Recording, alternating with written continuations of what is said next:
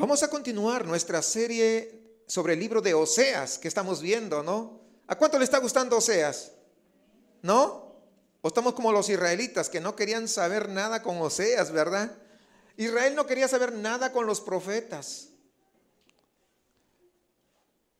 Hoy continuamos. Estuvimos viendo la semana pasada Oseas capítulo 4, versículo 1 hasta el 10. Y hoy va a ser desde el versículo 11 hasta el 19. A ver, levanten la mano aquellos que nunca en su vida han sido tercos. ¿No? Yo pensé que era el único pecador acá. Y el título de hoy, ¿cuál cree que es? ¿Sabe qué? El título de hoy es ¿te sientes orgulloso de tu terquedad? Está fuerte. Estaba meditando justamente en el título para poder ponerle. Pero después de leer y releer y leer otra vez este pasaje del día de hoy, pues vamos a ver que habla sobre eso, hermanos. Yo creo que la mayoría de nosotros, de una o de otra manera, siempre defendemos nuestra terquedad y hasta a veces estamos hasta un poquito como orgullosos de ello.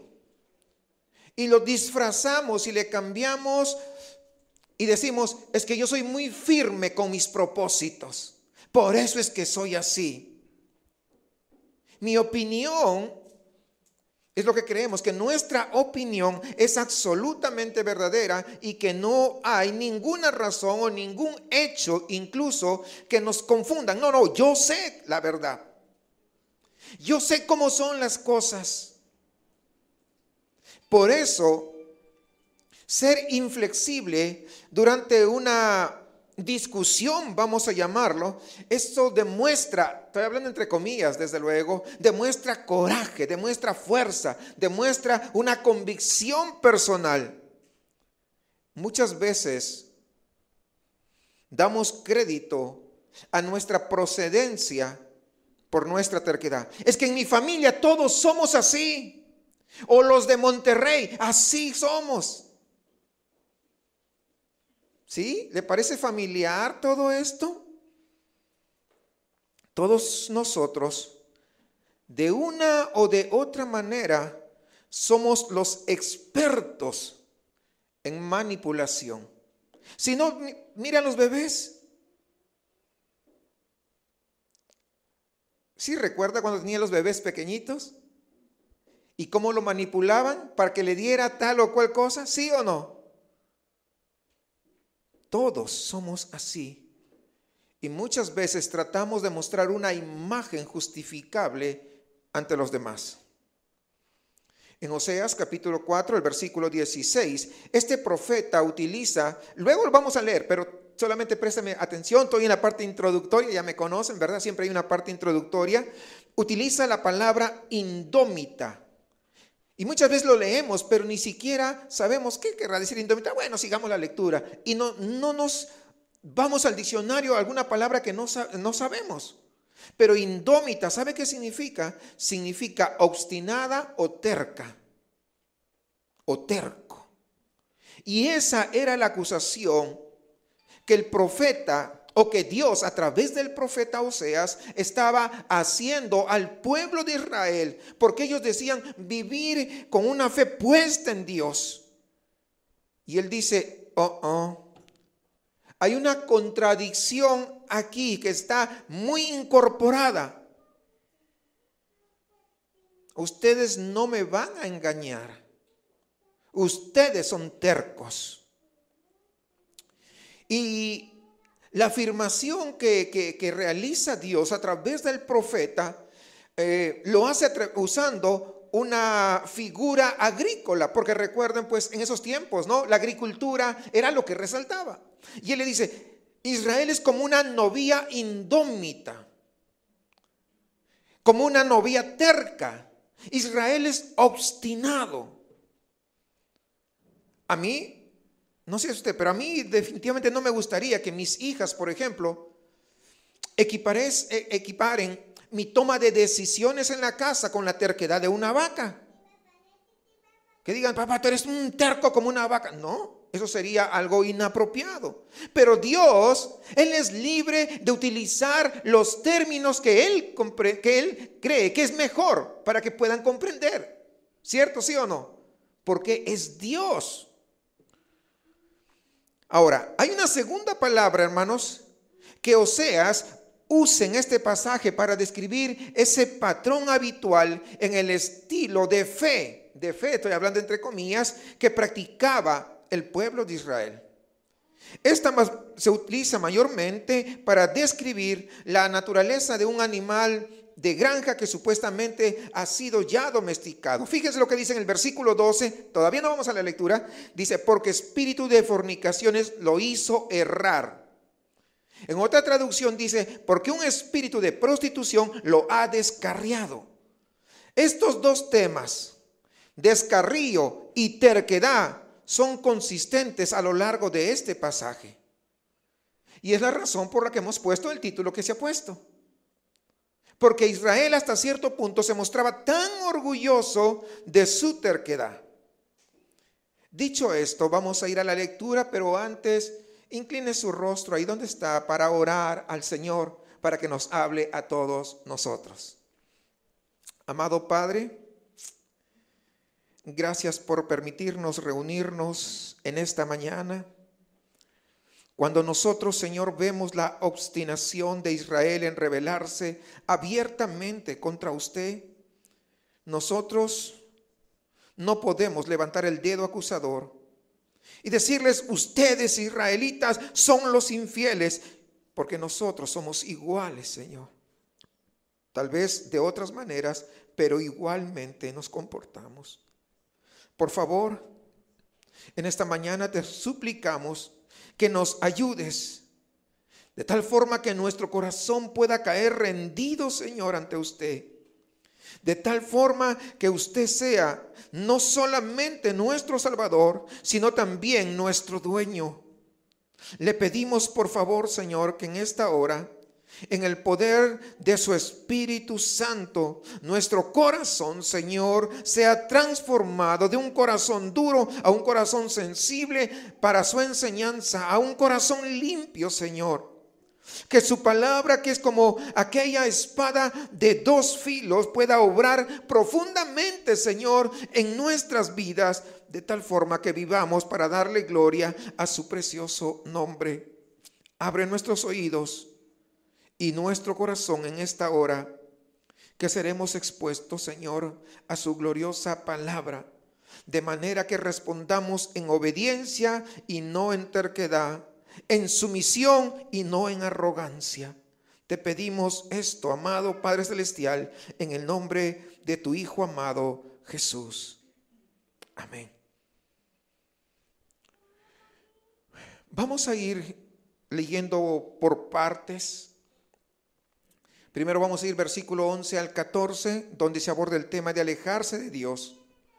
Y Oseas va a decirnos que somos totalmente responsables por desviarnos de la autoridad de Dios. Versículo 11 al 14 del capítulo 4 de Oseas.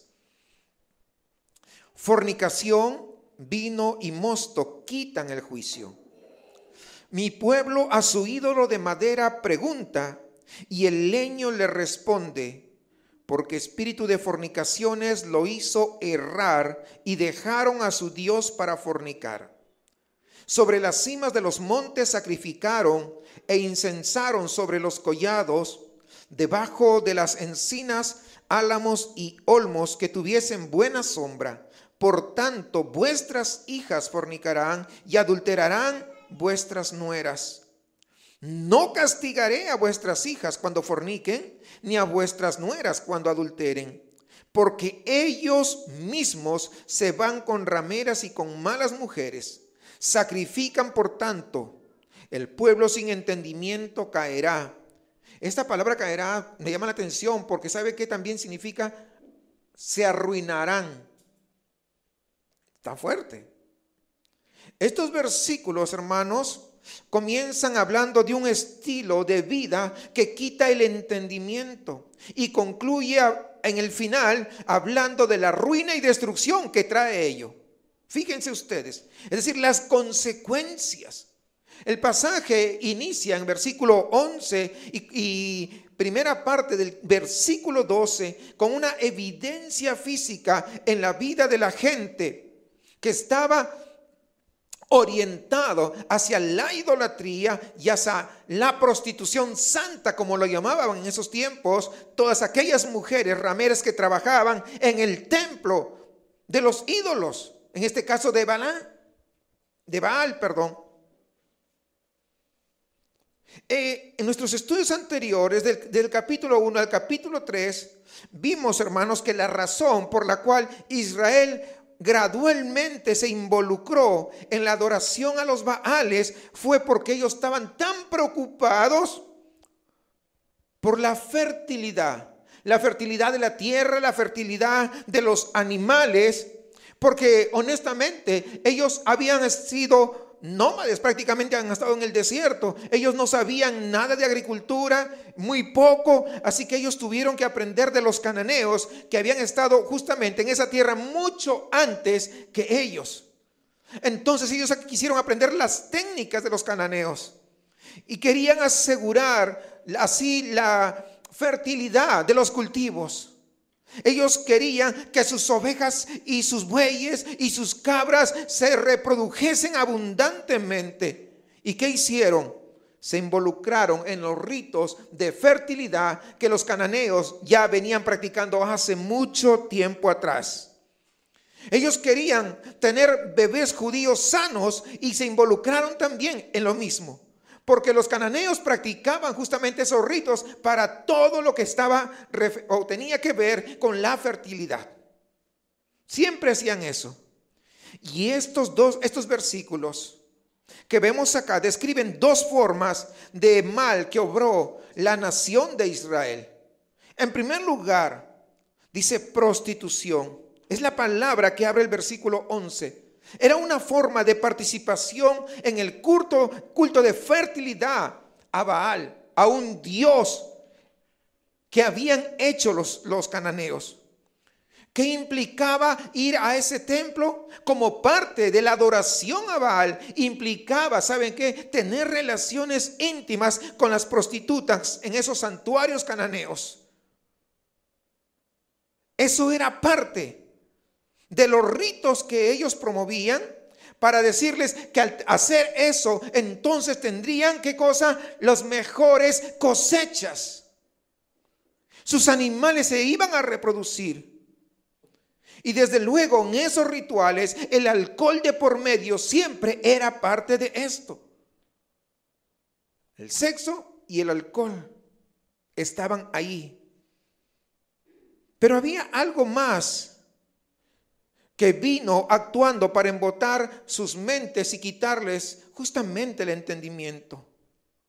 Hermanos, una fascinación por la idolatría que gradualmente reemplazó cualquier comprensión que ellos tenían sobre Dios. Ahí se olvidaron completamente de quién los había libertado, de quién los había escogido, quién había hecho su pacto con ellos. Se olvidaron por completo. Recordemos que antes de este capítulo 4, Oseas se lamentaba por la falta de conocimiento de Dios. Lo vimos en el versículo 1, donde dice: no hay fidelidad ni misericordia ni conocimiento de Dios en la tierra. Y luego en el versículo 6, mi pueblo fue destruido por falta de conocimiento. Y ahí mismo, a continuación dice: has rechazado el conocimiento. Ya expliqué anteriormente, cuando habla de conocimiento no habla simplemente de una lectura, no habla simplemente de tener teología. No, habla mucho más allá que eso. Recuerdan, lo hablamos la semana pasada, habla de una intimidad con Dios. Y la segunda forma del mal que se menciona aquí en la primera mitad del versículo 12, involucra la adivinación pagana, la adivinación o la predicción, porque ellos querían saber qué va a pasar en el futuro. Ellos, los israelitas, estaban tratando de obtener las respuestas de los ídolos a las preguntas más importantes de su vida. Y Oseas nos dice que ellos se habían olvidado de su identidad como pueblo de Dios y cuán profundo era su compromiso y su amor por ellos. Lo que Dios había declarado. Dios había hecho pacto y Él se había comprometido a proveer cualquier cosa que ellos requirieran. Les había prometido guiarlos. Les había prometido dirigirlos, llevarlos de la mano, si ellos confiaban en Él. Pero ¿saben qué había pasado? Se habían olvidado de eso y ya no tenía sentido esas promesas. Así que como ya se olvidaron de eso, comenzaron a practicar la adivinación pagana en los lugares altos. ¿Sabe lo que hacían? Iban y se inclinaban ante unos postes de madera muy altos. Eran tótems tallados básicamente y eran dedicados a la diosa Acera, la diosa del sexo y de la fertilidad, como les expliqué la semana anterior. Y luego agarraban unos bastones, vamos a hacer como esto, y lo tiraban. Y en la dirección que cayera decía, mi diosa me está dando dirección, que esto es lo que se va a hacer.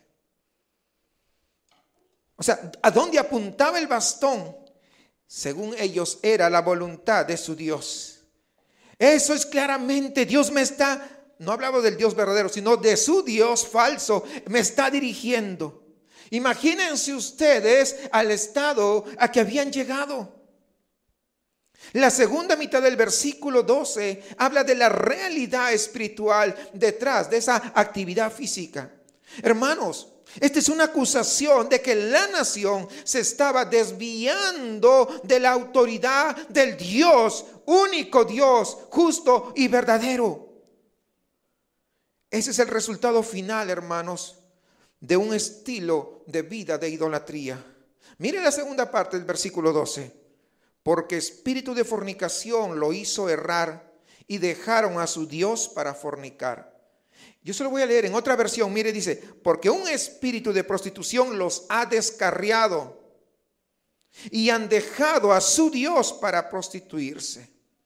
El pueblo se había enfrascado tanto en la idolatría que ya no estaban bajo el control de Dios, aquel Dios que los amaba, aquel Dios que se había comprometido con ellos, sino estaban bajo el dominio de un espíritu. Era un espíritu cuyo carácter los hacía vagar simplemente hacia un lado y hacia otro, pero con una vida de fornicación espiritual. Espíritu significa principalmente aquí un impulso abrumador. Es algo que te impulsa. Y eso me hace recordar a algunos que dicen, yo siento esto, y le atribuyen a Dios, yo siento aquello, y yo siento lo otro, y yo siento, y yo siento. Esta palabra espíritu es como que algo que viene del exterior a una persona y lo abruma irresistiblemente. Lo que estamos notando aquí, o lo que debemos notar, es la fuerza maligna, hermanos, del poder demoníaco. Esta es una imagen de lo virtualmente ineludible que se había vuelto la prostitución de Israel con los Baales. Vimos un patrón similar en los capítulos 1 al 3 en la vida de Gomer. Ustedes lo recordarán cuando hablamos de Gomer, cuya vida se convirtió en una espiral, pero de progresión descendiente. Recuerden ustedes, Gomer en primer lugar eligió traicionar a Oseas cometiendo adulterio. Luego siguió descendiendo, progresó a la promiscuidad en la prostitución del culto a Baal. Y siguió descendiendo. Finalmente ya ni siquiera se poseía a sí mismo. Ella se había convertido, ustedes lo recordarán, en una esclava del mercado.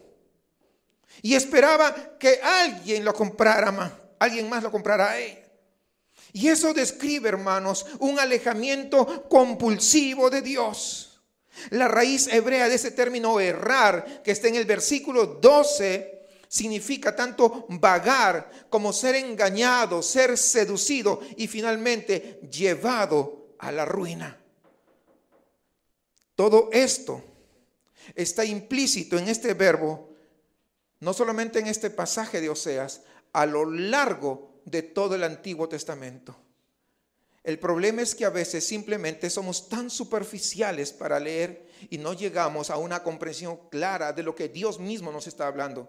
Cuando llegamos a entender esto y comenzamos a leer todo el Antiguo Testamento, nos damos cuenta una y otra y otra y otra vez que el mismo Dios de amor nos está diciendo: no lo hagas. ¿Por qué? Porque vas a ser engañado. No lo hagas porque vas a ser seducido. No lo hagas porque te vas a arruinar. Y lo dice de diferentes maneras, de diferentes formas, pero muchas veces estamos como cegados. Hermanos, la confianza compulsiva de Israel en los ídolos y en el adulterio espiritual los había llevado definitivamente a dejar a su Dios. Esto significa literalmente salirse de la autoridad de Dios, o sea, su derecho a que Él pueda gobernar y reinar al pueblo de Israel. Ellos encontraron forma de escabullirse, de ser desviados, de ser distraídos. Aquella relación de amor de Dios con ellos tenía obligaciones de pacto que Él esperaba de su pueblo. Recuerden el versículo 10, nosotros vimos que conocer a Dios significaba tanto una intimidad, una relación de amor, pero también hablaba de obediencia, es decir, un estilo de vida de integridad o hacer lo que Dios quería que nosotros hiciéramos. Eso es conocer a Dios. Pero Israel encontró eso bastante limitante y opresivo de alguna manera. Así que mejor me voy por acá a los Baales. El problema es que la gente cree que cuando vienen a Cristo dice: no, si me hago hermano, dicen porque no conocen lo que significa ser un cristiano. Si me hago hermano, toda mi felicidad se va a ir. Es que Dios me quita esto, me prohíbe esto. Cuando no se han dado cuenta que Él es el que nos da la verdadera libertad. Él es el que nos da el verdadero gozo. Él es el que nos da la verdadera paz.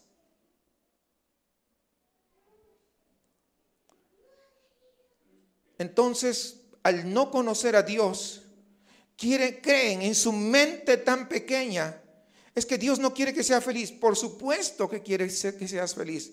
Es más, Él es el único que puede hacer feliz a cualquier ser humano.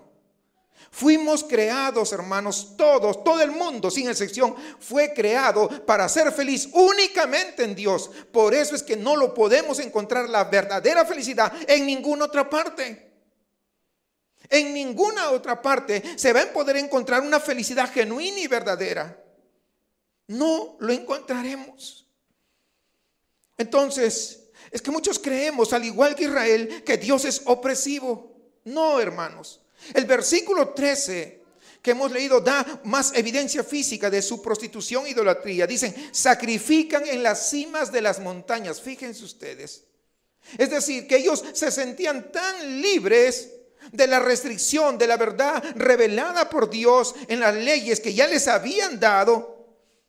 No, nosotros somos libres de hacer lo que querramos. Había como una sensación de embriaguez por tener el control ellos mismos de su propia vida. Y sacrificaban animales y quemaban incienso a los ídolos allá en los lugares altos. Es como si acá afuera estuviera todo el pueblo de Dios.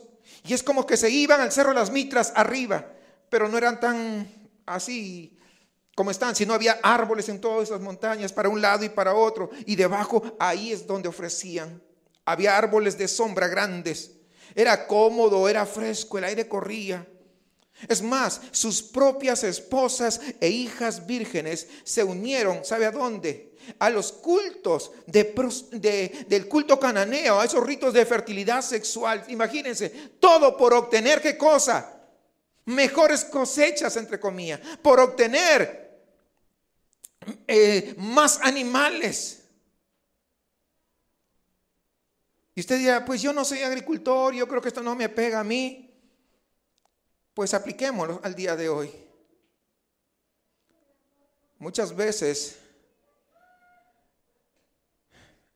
a veces tenemos nosotros que descuidar a nuestros hijos porque hay una avaricia en poder avanzar, ser más, darles más, y nuestros hijos todos descuidados. No van al culto de un culto sexual y prostitución, pero ¿cómo están? ¿Quién los está cuidando a ellos? ¿Quién les está guiando a ellos? Hermanos, ahora nuestros hijos no necesitan salir afuera de la casa para que ellos sean corrompidos. Dentro de nuestra casa se corrompen con lo que ellos ven en internet, con lo que ellos ven en las redes sociales. No necesitan salir. Pero todo lo hacemos en el nombre de tener más, en el nombre de vivir cómodamente, en el nombre de que no nos falte nada. ¿No estamos iguales que ellos? Porque esa era la razón por la que ellos querían hacer. ¿Sí entienden la relación? ¿O no? ¿O es tan difícil? Hermanos, porque a veces nosotros fácilmente, porque somos hábiles, no, eso no era conmigo, no, eso eran ellos. Yo ya no tengo vacas, yo ya no tengo carneros, chivos, ni nada por el estilo. Tampoco soy agricultor, ¿verdad? Pero ¿qué tal lo que estoy diciendo? ¿Sí se da cuenta cómo es nuestra vida, hermanos? Antes de seguir adelante, hermanos, observemos, y esto es importante, algunas de las causas más profundas del comportamiento descritos en los versículos 11 al 13. Porque tenemos que relacionarlos con nuestras propias luchas espirituales hoy en día, como cristianos, como personas de fe. Dios diría de nosotros que somos su pueblo. Lo cantamos hace un momento, ¿no? Somos tu pueblo. ¿Cantábamos o no? Es lo que cantábamos. Como aquellos que afirman haberse rendido al Señor Jesucristo. La pregunta que tenemos que abordar es: ¿cuál es tu propio espíritu de adulterio espiritual?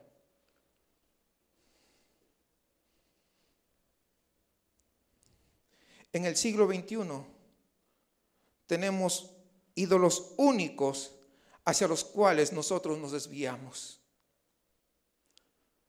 Y son tan seductores, hermanos, como la idolatría con la que luchó Israel 8 siglos antes de Jesucristo.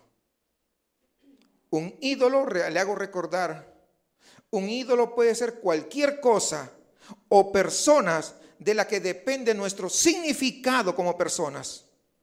Si nosotros decimos, tengo que tener esto, porque Dios no es tan suficientemente bueno, entonces eso es un ídolo.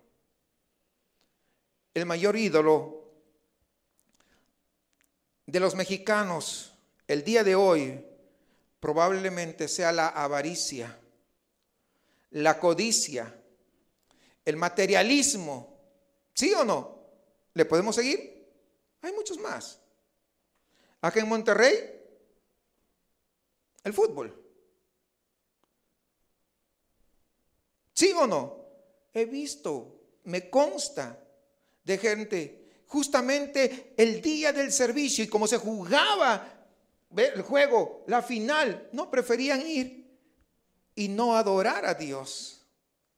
¿Quién es el ídolo? ¿A quién se le debe dar el tiempo? ¿A quién se le debe adorar verdaderamente? Y podríamos seguir, creo que cada uno de nosotros podría seguir adicionándole más. El Señor Jesús, hermanos, advirtió del peligro del rey Mamón, es decir, el rey de la riqueza. Habla sobre el dinero y todo aquello que el dinero puede comprar. Él advirtió de lo peligroso que es. ¿Por qué? Porque eso nos va a querer controlar. Y la imagen que pinta Oseas 4 es de ser controlados por algo que comenzamos nosotros a adorar. Exigimos de estos ídolos que nos dé todo tipo de cosas. Que ese ídolo nos dé la seguridad emocional que tanta falta nos hace. Que ese ídolo al que estamos adorando es que si yo tengo esto, entonces yo voy a estar tranquilo y no voy a estar estresado. Si yo tengo esto, entonces voy a tener seguridad, porque voy a tener seguro, puedo pagar un doctor y puedo comprarme esto y aquello y lo otro. El ídolo te asegura placer. El ídolo te asegura, entre comillas, libertad. El ídolo te convierte a ti o te da un estatus. El ídolo te da las posesiones que tú crees merecer. Si se da cuenta cómo hilvanamos esto, y a las finales creo que todos, sin excepción, caemos. Y por el dinero, y por los recursos, y la seguridad que nos proporcionan, estamos dispuestos a hacer terribles sacrificios. Estamos dispuestos a sacrificar nuestros matrimonios. Estamos dispuestos a sacrificar nuestros hijos. Estamos dispuestos a sacrificar nuestras amistades e incluso sacrificar nuestra disponibilidad de tiempo, energía y posesiones para que lo que el Señor nos ha llamado, para que nos use como quiere para su reino. Eso es un ídolo. Que nos quede bien claro. ¿Por qué tiene que quedarnos claro? Porque los ídolos amenazan, hermanos, amenazan con ocupar el trono de nuestros corazones. Y en realidad los sustitutos de Dios jamás ofrecen libertad. Son increíblemente exigentes.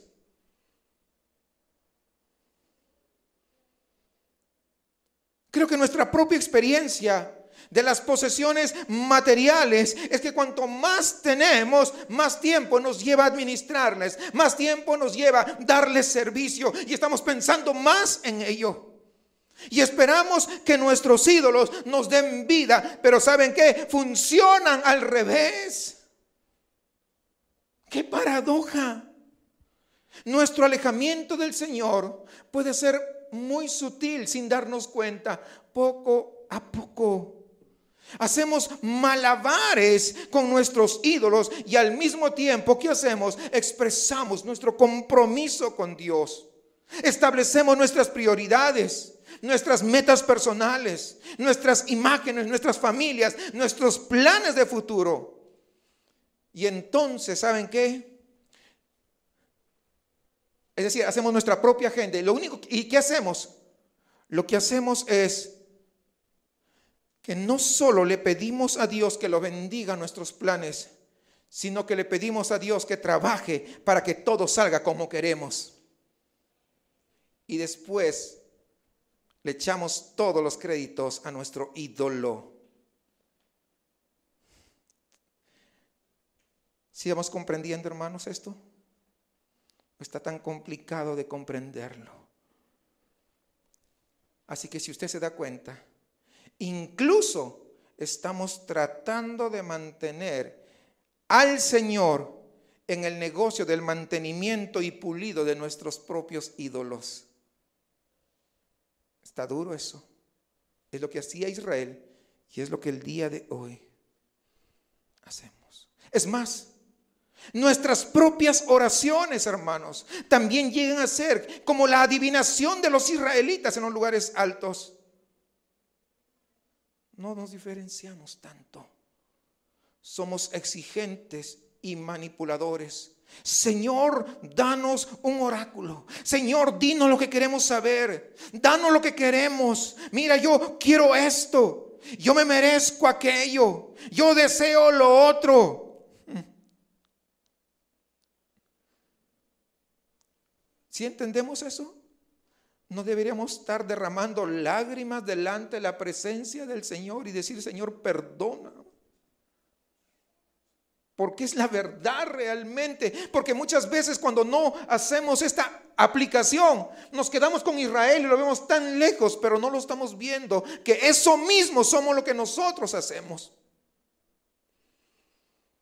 Hacemos todo ello. Queremos incluir a Dios para autosatisfacer nuestros placeres, nuestras agendas, en lugar de poder acudir a Él con humildad, porque Él desea que escuchemos su corazón. Él desea que escuchemos los propósitos. Así que terminamos orando: Señor, hágase mi voluntad, en lugar de decirle: Señor, que sea hecha tu voluntad. ¿Sí se da cuenta? De hecho, nuestro ego, nuestro yo manipulador, es probablemente el Dios o el pequeño Dios más peligroso. Porque mientras decimos que somos cristianos, mientras asistimos a la iglesia, mientras nosotros oramos y tal vez nos involucramos en algunas buenas obras, todavía, ¿sabe qué hacemos? Controlamos nuestra propia vida. Y necesitamos a Dios solo para que pueda ayudarnos a cumplir con nuestras propias agendas. Qué triste. Pero recuerde esto, hermanos, que Dios tiene autoridad absoluta sobre nosotros y Él desea poseernos por completo, en lugar que nosotros intentemos dominarlo, mangonearle a Él o de exigirle que las cosas salgan de una manera determinada. De hecho, ese es el centro de la parábola de Jesús con los labradores malvados en Mateo 21. Ustedes recordarán que en esa parábola el Señor Jesús habla de una viña que tenía un dueño que la arrendó a unos jornaleros. Este viñedo, dice, tenía abundantes vides y él acababa de hacer un proceso o un proyecto de renovación antes que él se mudara. ¿Sí recuerdan esa parte? Había construido un muro nuevo de protección. Había puesto una torre de vigilancia arriba en la que podían vivir y proteger tanto la propiedad como los lagares donde se hacía el vino. Había proporcionado todos los recursos que necesitaban. Lo que tenían que hacer los viñadores, los jornaleros, era trabajar esa tierra, hacer uso de todas las instalaciones que el dueño les había dejado y luego pues tenían que disfrutar de las ganancias. Las ganancias habían sido buenas en relación a lo que habitualmente se daba en la tierra de cultivo en Palestina de este siglo I. El propietario se llevaba 1/3 cada año y los arrendatarios se quedaban con 2/3. Era una relación bastante generosa, ¿sí o no? Porque estamos hablando del dueño de todo. 1/3 le daban de las ganancias y 2/3 se quedaba con los jornaleros. Los labradores sabían quién era el dueño de la viña, que no era de ellos. Sabían que tenía un dueño, pero ese era el problema. Empezaron a creer y actuar como si la viña fuera de ellos. Ellos comenzaron a razonar: nosotros somos los que hacemos el trabajo. Nosotros somos los que podamos, nosotros limpiamos, nosotros somos los que sembramos, fertilizamos y nosotros cosechamos. ¿Por qué el propietario tiene algún derecho sobre el producto? Eso es realmente nuestro. Entonces, cuando el dueño mandó a delegaciones a poder cobrar, ¿no?, sus siervos, le dijo: vayan y cobren, ¿no?, la renta anual de la propiedad. Dice que a la mayoría de ellos los asesinaron. ¿Sí recuerda? ¿Sí me está siguiendo la parábola? A otros los golpearon fuertemente. A otros los apedrearon y los arrojaron fuera del lugar. Cuando finalmente el padre dijo: pues voy a mandar a mi hijo, con mi hijo no se van a portar así. Envió a su hijo, que él era el heredero legítimo. ¿Qué hicieron con él? Lo asesinaron.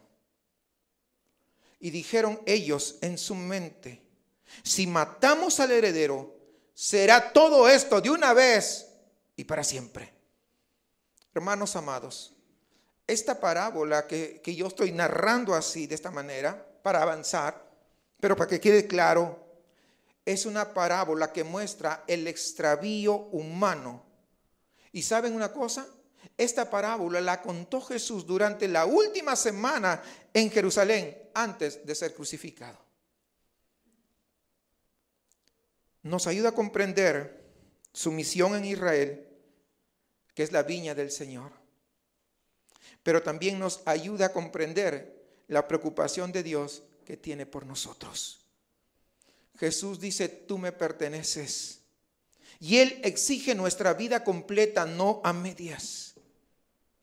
Hermanos, la transición de pensar en términos, mi vida o mi vida es tuya, es realmente difícil en el ser humano.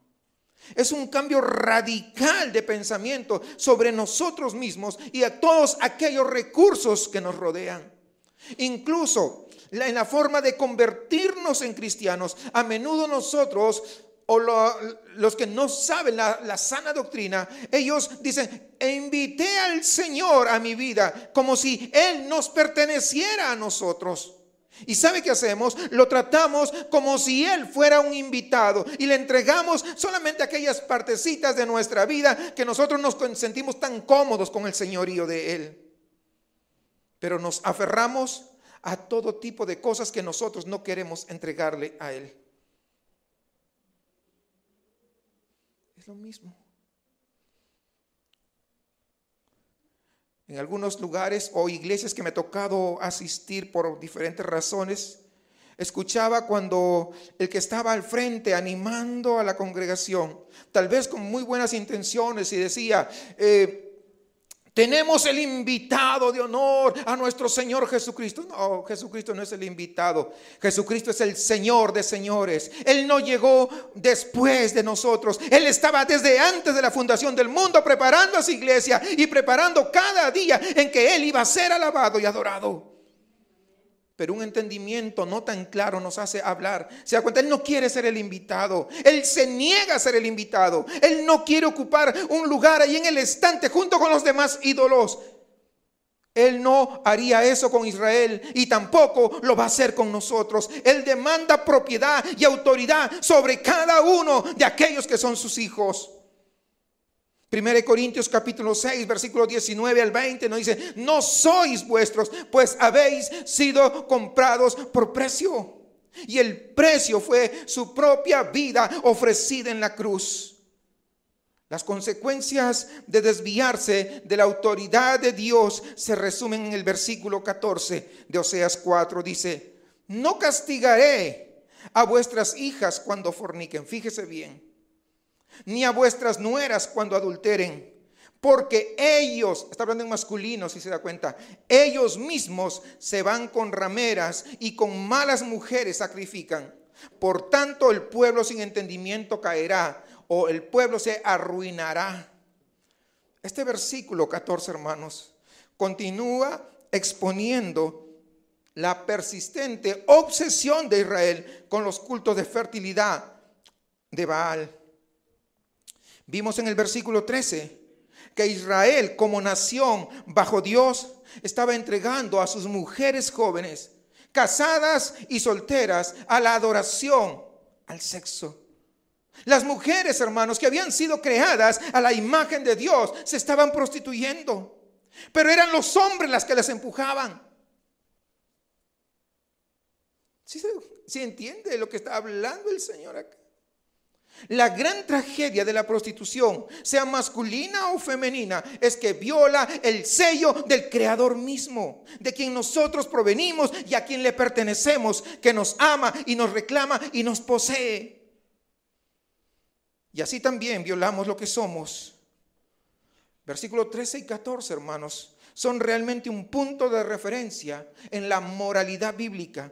Aquí se destruye, hermanos, cualquier idea de un doble rasero o un doble estándar para hombres y para mujeres. Dios no castiga a las esposas e hijas que están involucradas en la inmoralidad, pues Él señala a los hombres, dice, ustedes hombres son los que condujeron a las mujeres a la inmoralidad, porque habían rechazado los límites protectores de los 10 mandamientos.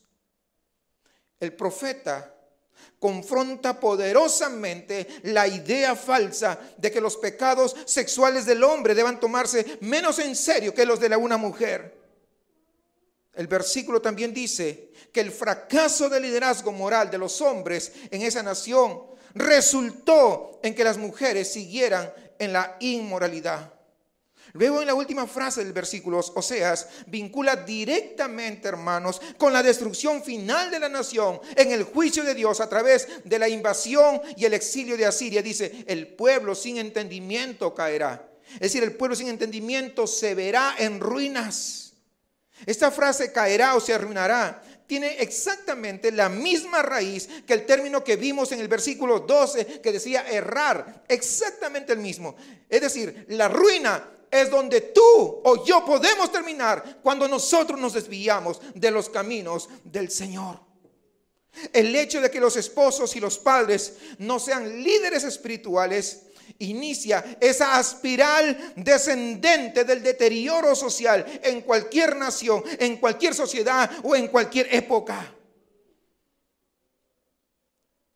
Ahora, versículo 15 al 19 trata sobre el tema de la terquedad. Sobre el punto anterior yo podría decir mucho de los esposos, la verdad, y los responsables que son, y aquellos que conocen de las cosas de Dios y que ya no quieren. Hermanos, yo no quisiera estar frente a Dios ese día. Va a ser terrible. Versículo 15 al 19. Me demoraría un poco más y no quiero salirme del tema, pero que lo tengamos en cuenta eso. Si fornicas tú, Israel, a lo menos no peque Judá. Y no entréis en Gilgal ni subáis a Bet-Aven, ni juréis, vive Jehová. Porque como novia indómita, acá está la palabra que les había dicho, recuerdan, que es obstinada o terca, como novia terca, se apartó Israel. ¿Los apacentará ahora Jehová como a corderos en lugar espacioso? Efraín es dado a ídolos, déjalo. Si lo ve el punto y coma y luego dice, déjalo. Su bebida se corrompió, fornicaron sin cesar. Sus príncipes amaron lo que avergüenza. El viento los ató a sus alas y de sus sacrificios serán avergonzados. Wow. Tanto Gilgal como Betel fueron lugares de culto en la vida de la nación de Israel. Creo que todos lo sabemos aquí. Pero ambos habían sido corrompidos por el culto cananeo. Betel, creo que les expliqué en alguna oportunidad, significa casa de Dios. Pero Oseas, en lugar de llamarla Betel, le llama Bet-Aven, que significa casa de maldad. Oseas lo estaba diciendo directamente. Ustedes se dicen que son casa de Dios, pero no, ustedes son casa de maldad. Oseas incluso utiliza o usa Judá, que estaba al sur. Ya les expliqué que había dos reinos, el reino del norte y el reino del sur. El reino del norte era Israel y el reino del sur era Judá. Entonces Oseas usa justamente al reino del sur, es decir, a Judá, para suscitar una consternación competitiva por parte de Israel. Es como si Oseas les estuviera diciendo, aunque Israel se está prostituyendo, oro. Fíjense bien, yo oro para que Judá no se hunda a ese mismo nivel. Es lo que estaba diciendo el profeta Oseas. El pueblo de Israel se sorprendería con esto que estaba orando, porque recuerden que Oseas era de Israel. Oseas pertenecía al reino del norte, pero ¿cómo estaba orando? Y entonces, un ratito le hubieran dicho a Oseas, le hubieran parado ahí un ratito. Iba a responder Israel, escucha Oseas, Judá es tan culpable como nosotros y estás diciendo que ellos son mejor. Y el profeta les hubiese contestado, sí, son culpables, ¿no? A Israel. Ese es el punto, porque yo estoy hablando a ustedes y no a Judá. Porque el punto es ese, si ustedes se dan cuenta, ¿no? Aunque a veces nos hacemos los locos, Oseas estaba hablando a Israel. Muchas veces es que el vecino es peor que yo, o el hermano o la hermanita. No, es contigo directamente. Hermanos, antes de que el pueblo entrara a los santuarios cananeos de Gilgal y Bet-Aven, ¿saben lo que decían? Pues supongamos que esta es la puerta para entrar. Antes de entrar en la misma puerta, antes de pasar siquiera, decían, vive Yahvé o vive Jehová. Y luego, ¿qué hacían? Entraban a abrazar la idolatría.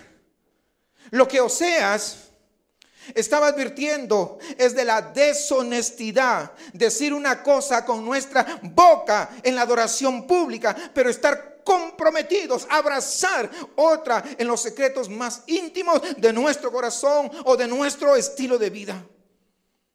La frase hebrea vive Jehová significa Dios está al mando. Por la soberanía de Dios vivo y me muevo y tengo mi ser. Él es mi dueño. Es lo que significa. Pero miren luego lo que hacían. A menudo nosotros cantamos muchos temas. Y no incluía algún himno conocido para que nadie se vaya a ofender. Va a decir, es que es mi himno favorito. No. Por eso no saqué frases como estas. Señor, alzo tu nombre en alto. Estoy poniendo así una frase. Decimos eso a través de una canción, por ejemplo. O lo más grande de mi vida, Señor, es conocerte. O amarte solo a ti y servirte. Señor, con todo mi corazón quiero amarte. Todo lo que hay en mí es tuyo por completo. Todo lo que yo soy te pertenece. Todo lo que yo tengo es tuyo. Te lo quiero dar a ti. Pero muchas veces es como este pueblo de Israel que está en la puerta y dice, por Jehová yo vivo. Él es el dueño, Él es el soberano, Él es mi Señor. Y entraba a abrazar a los ídolos. Muchas veces somos así, que cantamos algo, pero solamente es de labios hacia afuera, porque en nuestra intimidad continuamos adorando a nuestros propios ídolos.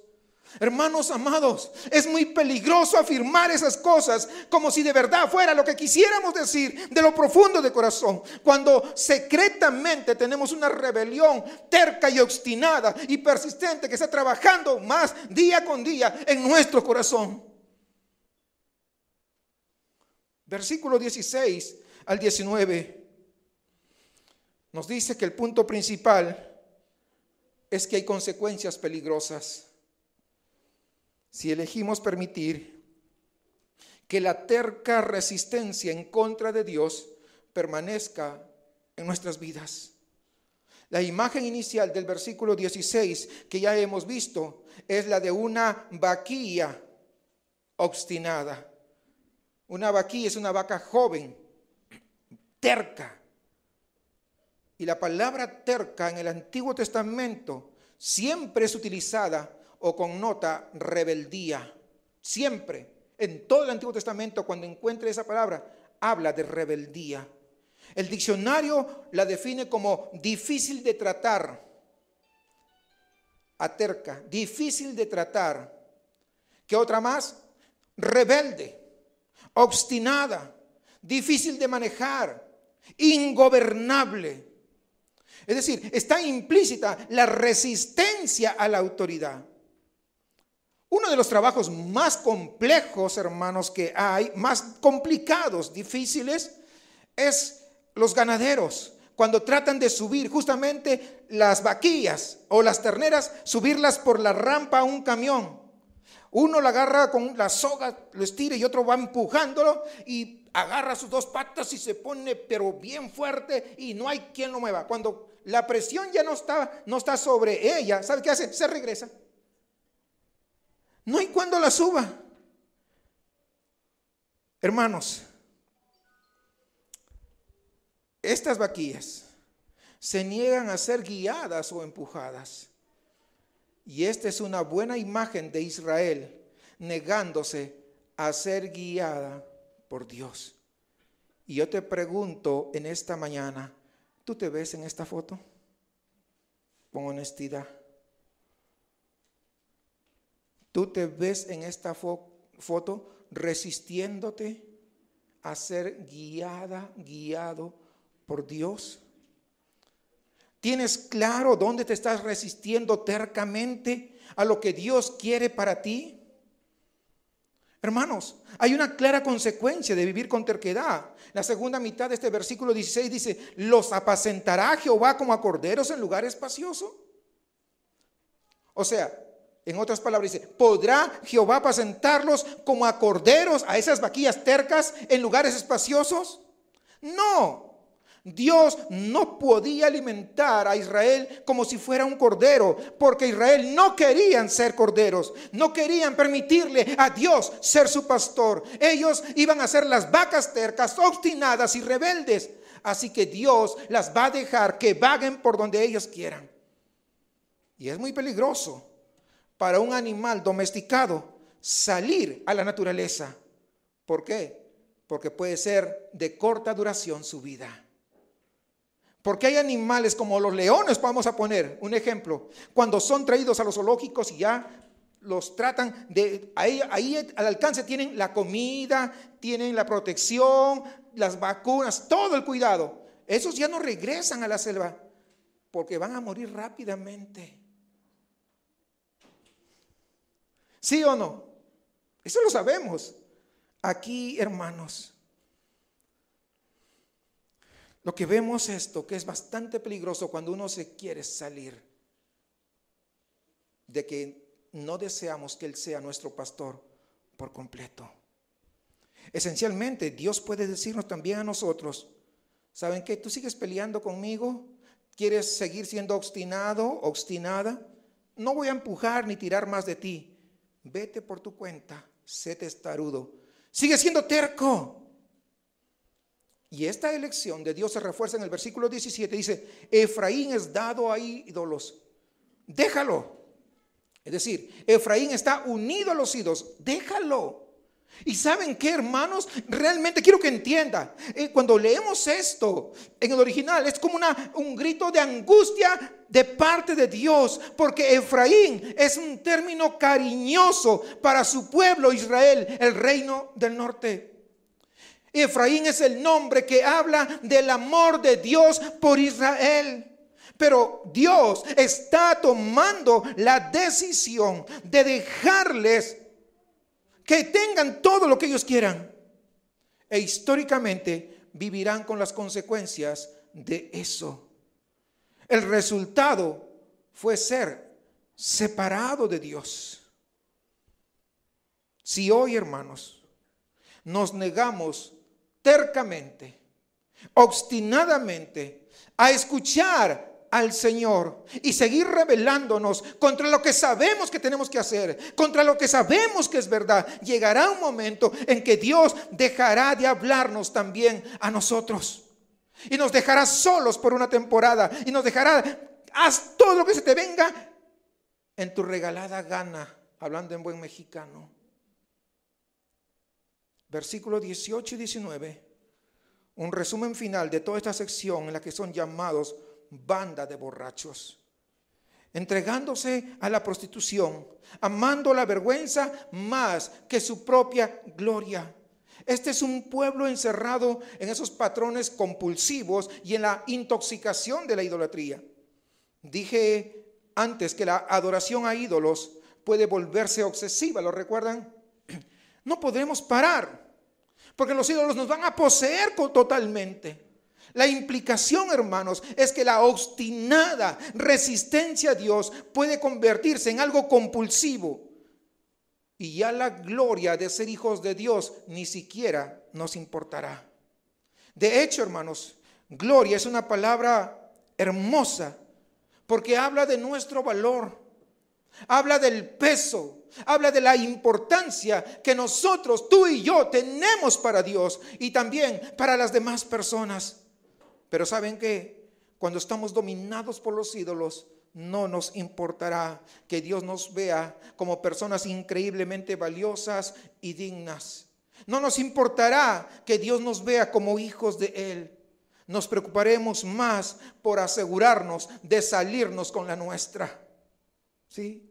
El resultado es es que un torbellino, el espíritu de prostitución que se describe en el versículo 12, envolverá sus brazos alrededor nuestro para que no podamos salir. ¿Y saben qué? Y nos arrastrará porque eso es lo que le pasó a Israel. Fueron llevados al exilio en cautiverio por los asirios. Hay un pequeño, sin embargo, en medio de esto, hay un pequeño rayo de esperanza en la última oración del versículo 19. Y esto siempre me encanta, hermanos, porque no todo está perdido. Dice, y de sus sacrificios serán avergonzados, dice en el versículo 19. ¿Sí lo ve? Versículo 19. Al final. ¿Sí? Hermanos, en otra traducción está un poco más clara, dice, y se avergonzarán de sus altares, se avergonzarán de sus sacrificios. La nación de Israel llegó a un lugar de quebrantamiento y arrepentimiento. Terminaron completamente avergonzados ante Dios y confesaron toda su carrera que habían tenido tras las cosas de la vida. En todas partes iban persiguiendo una y otra cosa, excepto a Dios. Confesaron todo ello. Pero todo esto vino debido al juicio del exilio, porque vino a Siria y los llevó a todos prisioneros. Porque fueron barridos de su propia tierra, dejados solos por una temporada en Asiria, lejos del Señor. Y permítame preguntarles en esta mañana, ¿qué necesita tu vida para romper el patrón de ser desviado a lealtades idólatras? Aquel que una vez y otra vez, y dices, ahora sí voy a serle fiel al Señor, y nuevamente vas tras los ídolos. Y ya no hablamos de los meros ídolos de madera o de yeso, estamos hablando de otros ídolos que ya hemos hablado bastante.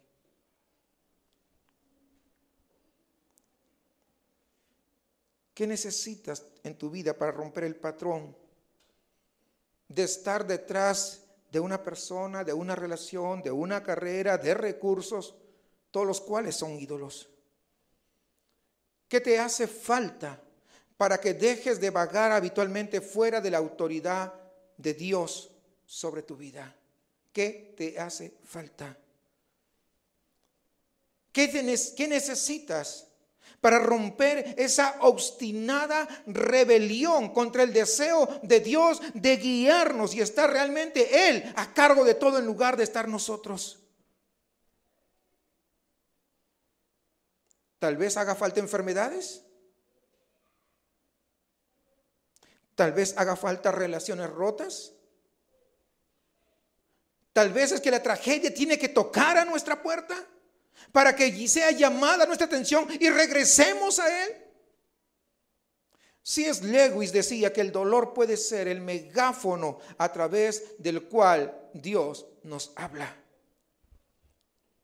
Pero aunque las situaciones, circunstancias, enfermedades puede llamar nuestra atención, déjeme decirle algo, eso no resuelve el problema. Solamente y únicamente es la gracia de Dios en Jesucristo la única que puede darnos una cura genuina y verdadera. No hay más. No sigamos tratando de ser obstinados y mejor rindámonos al Señor. Si vuelves a leer todo el capítulo, verás un fuerte contraste. Versículo 1 al 10 habla de la intimidad de conocer a Dios en una relación de amor segura. Mientras que versículo 11 al 19 habla de la obstinación y la terquedad y la rebeldía de nosotros en contra de Dios. A veces Dios permite que nuestras vidas se desmoronen para que pueda hacerse evidente nuestra terquedad y lo que esa obstinación está haciendo a nosotros y a las personas que nos rodean. Y cuando eso sucede, Él nos está diciendo, ¿por qué te rebelas contra mí? Si yo te amo, cualquier cosa que yo te quité, es porque quiero traerte de vuelta a mí. Dame tu vida. Ya no vivas tercamente aislado y alejado de mí, porque yo soy el único que puede devolverte la plenitud y guiarte con amor.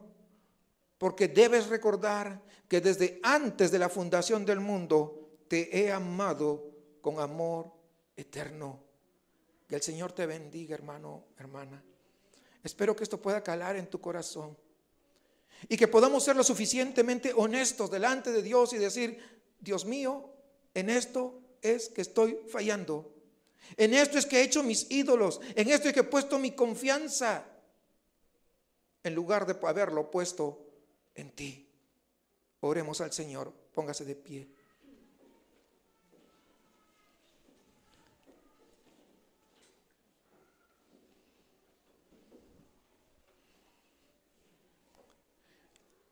Amado Padre, con temor nos acercamos ante tu presencia,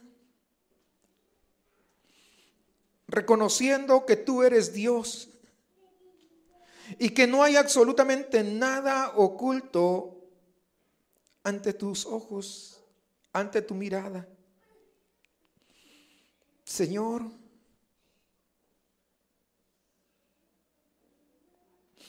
en esta hora te suplico que en el poder de tu Espíritu Santo puedas obrar en cada uno de nuestros corazones, de tal manera que no nos hagamos los tontos que no nos has hablado, y que podamos, Señor, mostrarnos ante ti tal como somos, y podemos reconocer, Señor, en qué te hemos fallado, o los ídolos que muchas veces sobreponemos por encima de lo que tú quieres. Señor, si hoy nos has hablado es por tu amor y tu misericordia.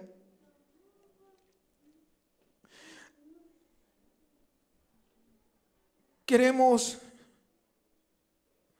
suplicarte que perdones nuestra idolatría,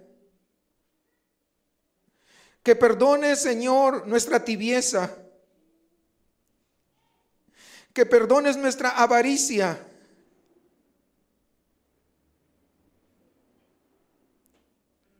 y que nos ayudes a poder someternos a ti, y que no oremos solamente para que nuestros planes humanos se hagan una realidad, sino que tus planes y tus propósitos puedan ser los que se cumplan en cada una de nuestras vidas. Señor, destruye toda obstinación de nuestro corazón. Destruye, Señor, nuestros ídolos. Y haz lo que tú entiendes que es mejor, con tal que nosotros podamos regresar y depender de ti y poder degustar de tu amor, de tu seguridad, de ser tus hijos y sentir la confianza de un hijo con un padre. Señor, ayúdanos. No podemos señalar a Israel ni juzgarlo, porque somos similares con otros ídolos. Ayúdanos, Señor, a todo tu pueblo en esta hora. Por amor a tu nombre te lo pedimos. Ayúdanos a volver a ti y que de verdad te amemos y hagamos tu voluntad. Te suplicamos esto en el nombre de Jesús. Amén. Anhelo, hermanos, y es mi oración, que el Espíritu Santo pueda obrar en cada uno de nuestros corazones. Solamente Él nos puede ayudar. Les suplico que medite también en lo que estamos estudiando. Si es posible, volver a escuchar Oseas una y otra vez, porque creo que es una de las cartas tan maravillosas y de tanta gracia. Por eso que esta serie se llama, ¿cómo se llama? Gracia escandalosa. Porque si ve cómo termina el versículo 19, ese es maravilloso, hermanos. Dios les bendiga, hermano Marcos.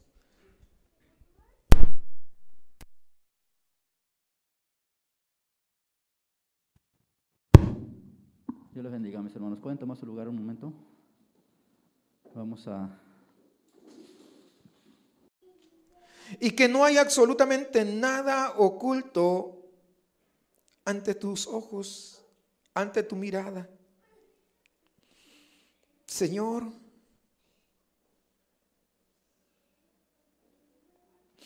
en esta hora te suplico que en el poder de tu Espíritu Santo puedas obrar en cada uno de nuestros corazones. De tal manera que no nos hagamos los tontos, que no nos has hablado. Y que podamos, Señor, mostrarnos ante ti tal como somos. Y podemos reconocer, Señor, en qué te hemos fallado. O los ídolos que muchas veces sobreponemos por encima de lo que tú quieres. Señor, si hoy nos has hablado es por tu amor y tu misericordia.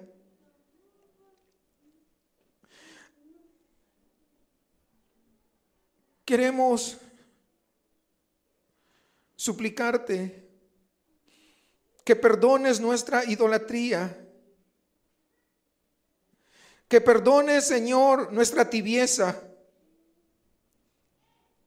que perdones nuestra avaricia,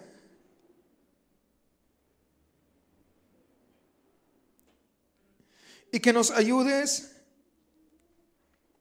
a poder someternos a ti. Y que no oremos solamente para que nuestros planes humanos se hagan una realidad, sino que tus planes y tus propósitos puedan ser los que se cumplan en cada una de nuestras vidas. Señor, destruye toda obstinación de nuestro corazón. Destruye, Señor, nuestros ídolos. Y haz lo que tú entiendes que es mejor, con tal que nosotros podamos regresar y depender de ti y poder degustar de tu amor, de tu seguridad, de ser tus hijos y sentir la confianza de un hijo con un padre. Señor, ayúdanos. No podemos señalar a Israel ni juzgarlo porque somos similares.